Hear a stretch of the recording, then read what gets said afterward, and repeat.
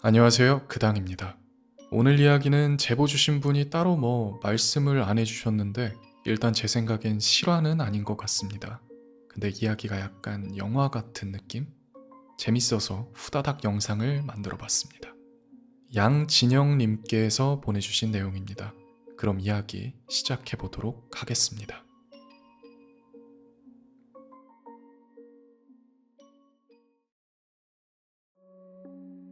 시작은 파리 한 마리였다. 방금 부엌의 정수기에서 물을 받아 유리잔이 실을 만큼 아주 차가운 물이 담긴 잔, 그리고 그 잔의 테두리에 앉아있던 파리 한 마리. 그 빌어먹을 파리는 내가 입을 대려던 정확히 그 자리에 앉아서 보란듯이 앞다리를 비비고 있었다. 나는 곧장 물을 버렸다. 잔을 씻었고 다른 잔을 꺼냈다.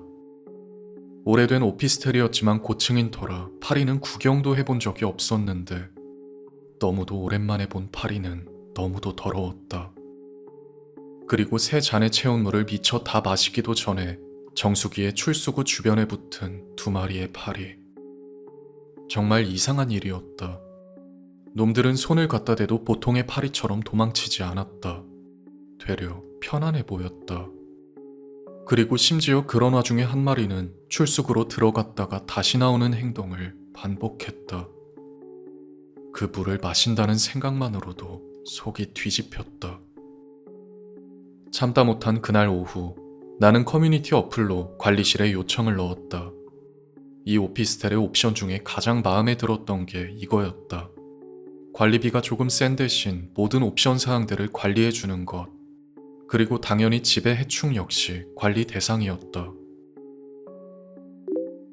수고가 많으십니다. 부엌에서 파리가 나왔는데 도저히 역겨워서 잡을 수가 없어요. 수고스럽지만 와서 해결 좀 부탁드립니다. 글을 쓴 지 2분도 되지 않아 접수 중 표시가 달렸다. 하지만 그날 하루를 기다렸음에도 아무도 오지 않았다. 나는 식욕을 잃었고 그건 파리 때문이라고 생각했다. 전날 밤에는 야채 피자를 한 판 주문했었다. 그리고 그 파리들은 수용권이라도 행사한 것처럼 피자 상자를 자기들 것으로 만들어버렸다. 저걸 역겨워서 먹을 수가 있나? 이제 보니 딱 그때부터였던 것 같다. 모든 냄새가 이상해지기 시작했던 게. 그렇다고 썩은 냄새라는 뜻은 아니다.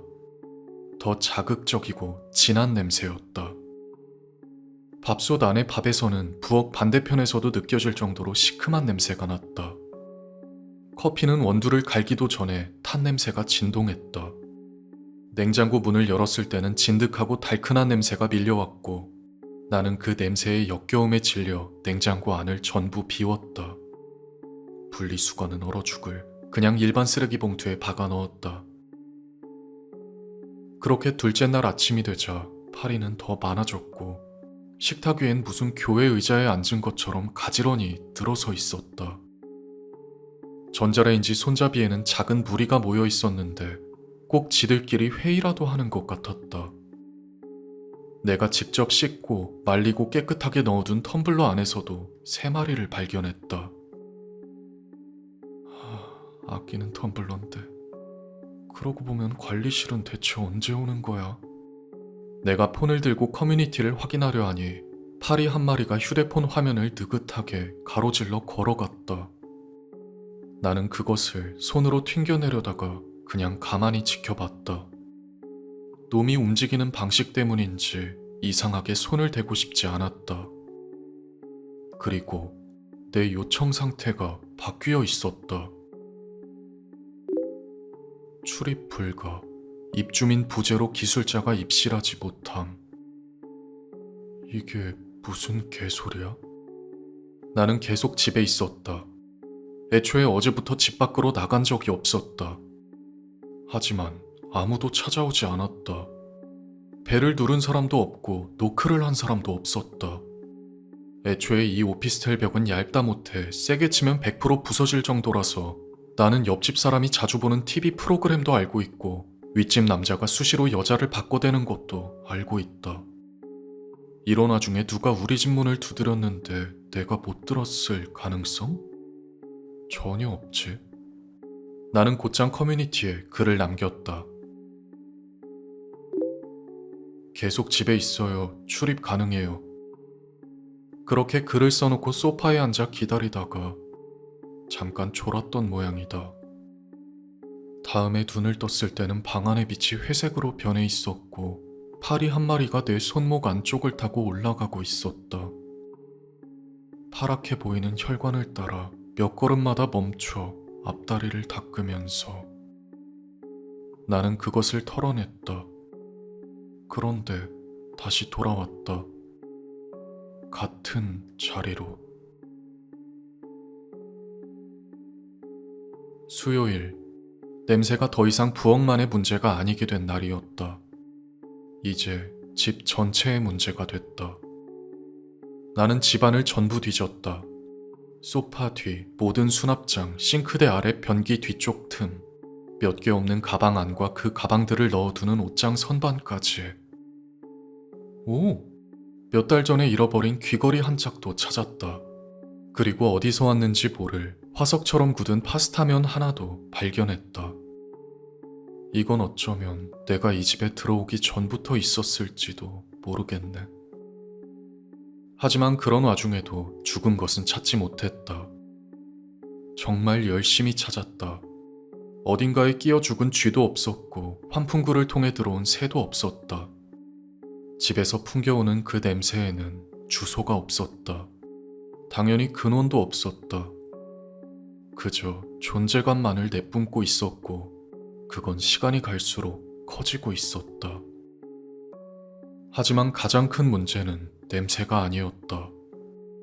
파리들이 나를 따라다녔다. 전부는 아니었다. 나를 따라오는 파리보다 그대로 남아있는 파리가 항상 더 많았지. 근데 이쯤 되니 나는 저들에게 호위받고 있는 기분이 들었다. 너무도 역겹게도 말이지. 집안의 죽은 동물 가능성, 강한 악취가 나고 파리가 점점 더 많아져요. 오늘은 꼭 와주세요. 헌데 중복 요청이 감지되었습니다.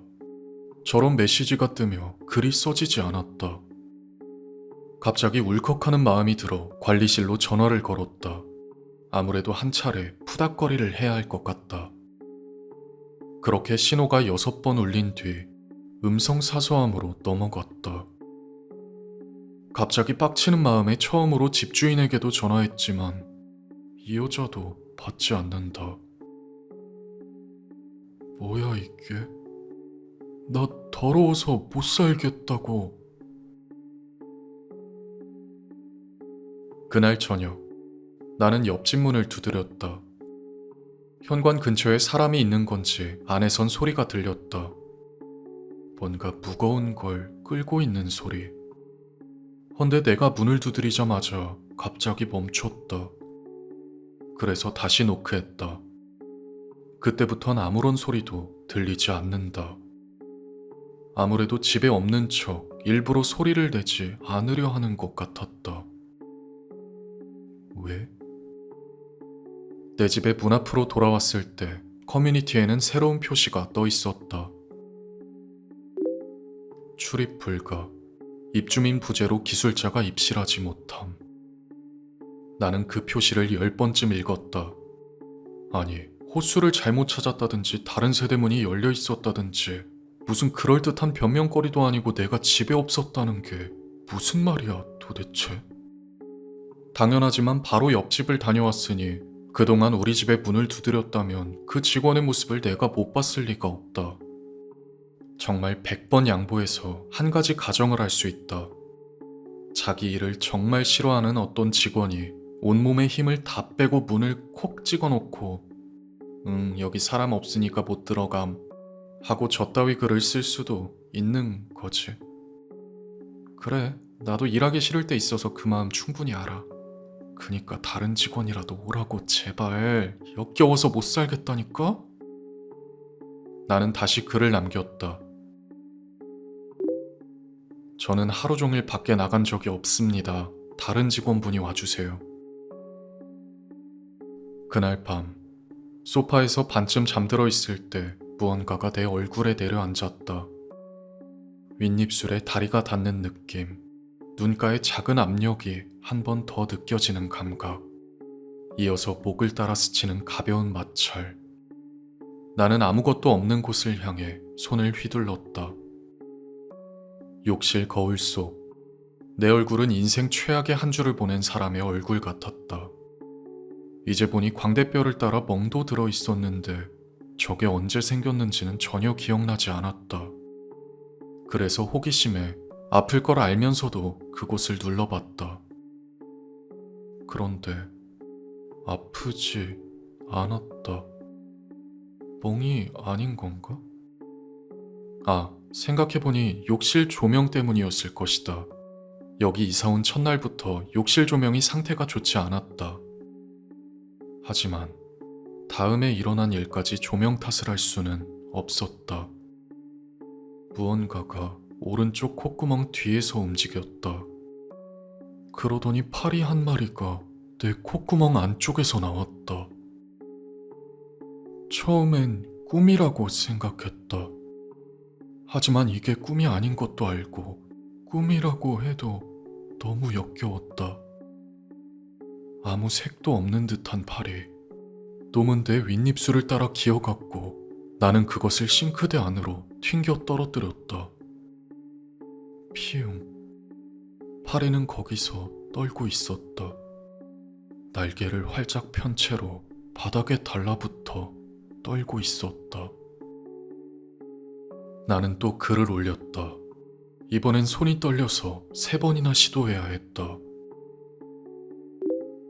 제발 누구든 보내주세요. 집안에 뭔가 큰 문제가 있는 것 같습니다.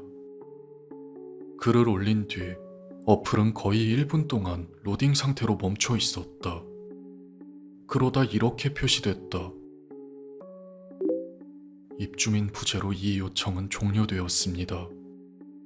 그에 나는 곧바로 글을 올렸다. 출입 가능합니다. 저는 여기 있습니다. 입주민 부재로 이 요청은 종료되었습니다.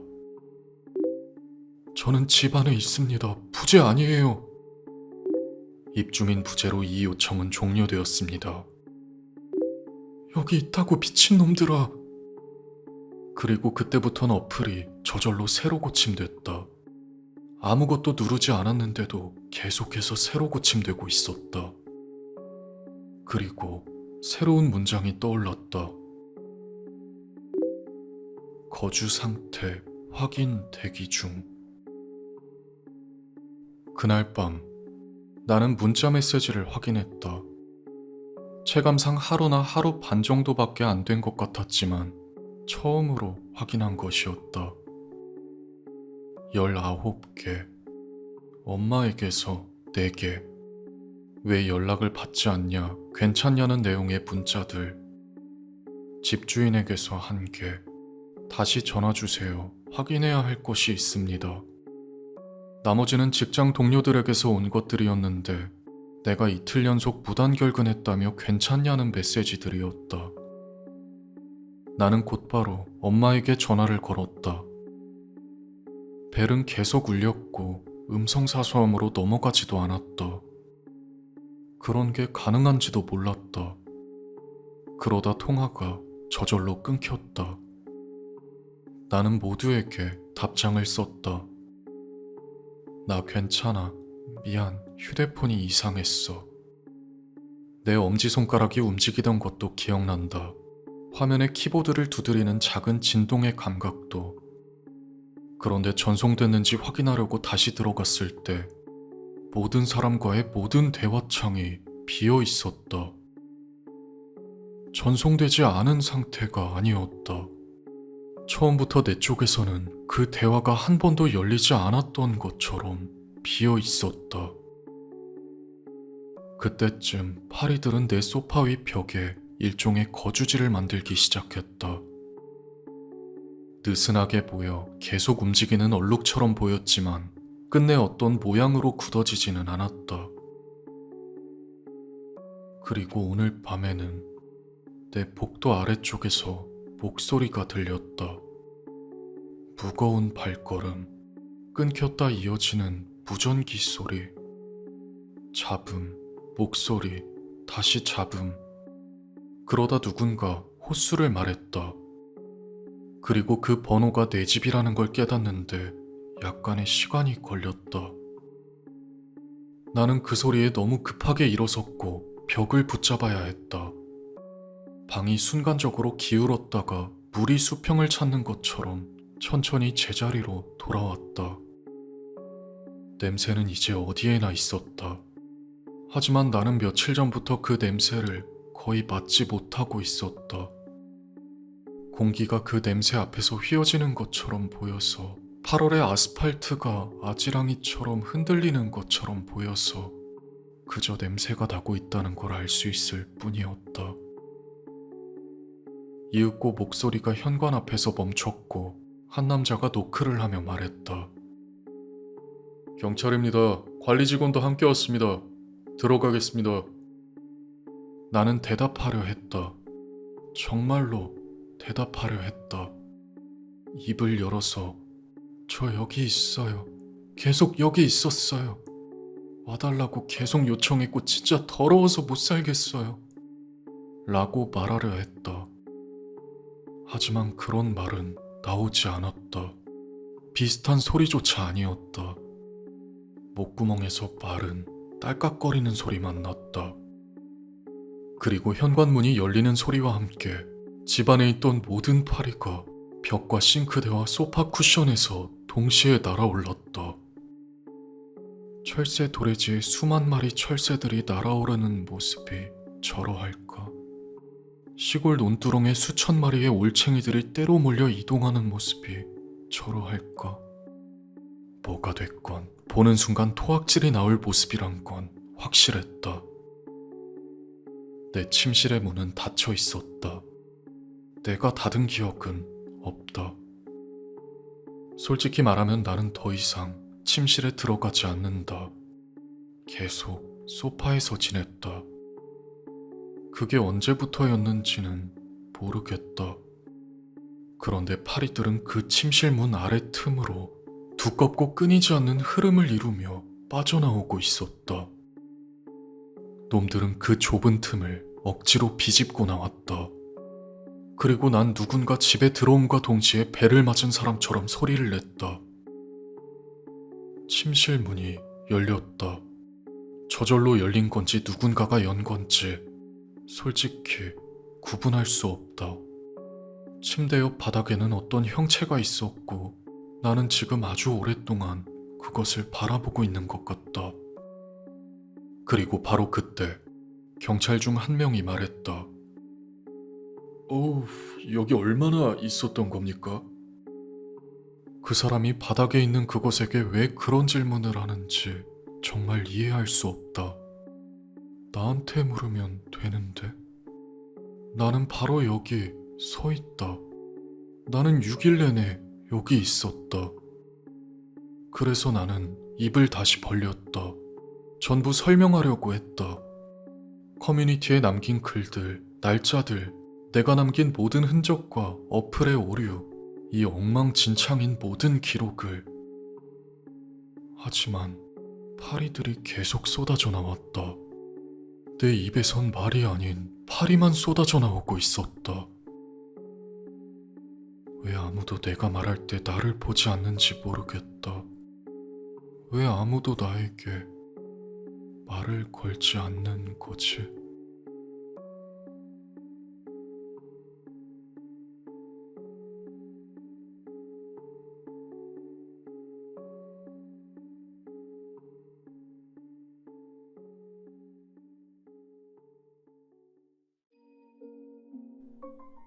자, 이렇게 이야기가 끝났습니다.